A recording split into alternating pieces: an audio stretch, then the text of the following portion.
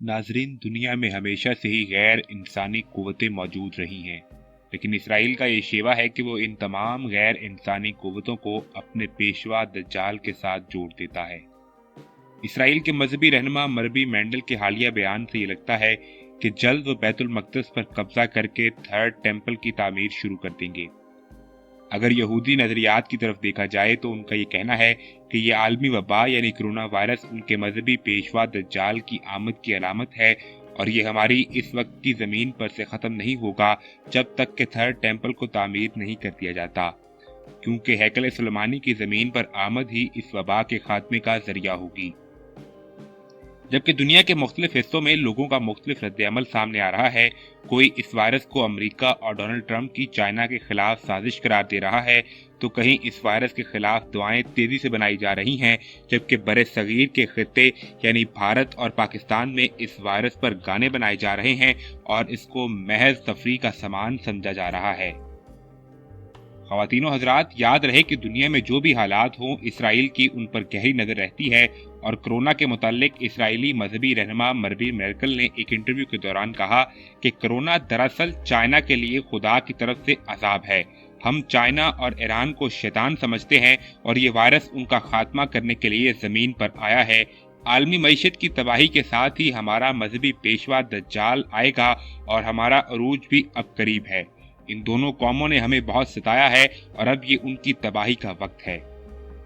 नाजरीन, ये वो बयान है जिसकी शह सुर्खियां इसराइली मीडिया पर नजर आ रही हैं, जबकि इसराइल का एक और ऐलान ये है कि कोरोना का खात्मा हैकल सुलेमानी यानी थर्ड टेम्पल की तामीर से ही मुमकिन है।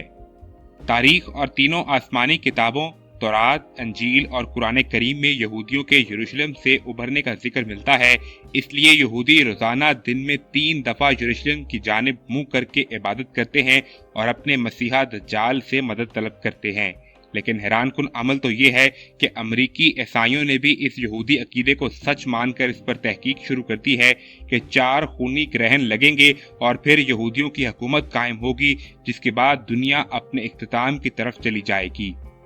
याद रहे कि एक ईसाई गिरोह जिसकी अमेरिका में अक्सरियत है, उसके एक मशहूर शख्सियत मिली ग्राहम, जिसने एक ज़माने को अपनी तकरीरों से मुतासिर किए रखा, उसका अकीदा यह है कि चूंकि यहूदियों ने हज़रत ईसा अलैहिस्सलाम को नहीं माना था, इसलिए वो अजाब का शिकार हुए और अब उन्हें यरूशलेम में इकट्ठा करके अल्लाह एक और मौका देगा कि वो हैकल सुलेमानी को तामीर कर लें और एक आलमी हुकूमत बना लें। तो फिर ईसा अलैहिस्सलाम इस दुनिया में तशरीफ लाएंगे, और अगर यहूदियों ने फिर भी ना माना तो उन्हें निस्तो नाबूद कर दिया जाएगा।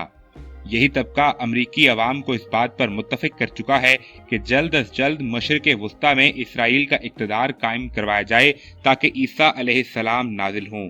याद रहे कि इसीलिए डोनाल्ड ट्रंप को वोट देकर सदर बनाया गया, जिसने अपने इक़्तिदार में आते ही ये ऐलान किया कि वो अपना इक़्तिसादी दफ्तर यरूशलेम में मुंतकिल करने वाला है ताकि यरूशलेम पर इसराइली कब्जे को मजबूत किया जा सके।